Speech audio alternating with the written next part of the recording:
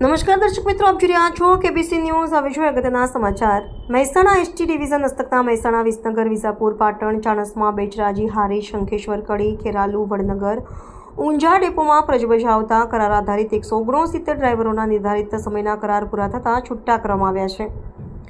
ઉલ્લેખપાત્ર છે કે મહેસાણા એસટી ડિવિઝનમાં પહેલાથી જ 350 જેટલા ડ્રાઈવરોની ઘટ વર્તાઈ રહી છે. તેઓમાં કરાર આધારિત ડ્રાઈવરોને છૂટા કરવામાં આવતા દિવાળી અને વેકેશનમાં એક્સ્ટ્રા બસોનું સંચાલન કરવામાં મૂંઝવણ ઊભી થાય તેવા સંજોગો જણાય છે.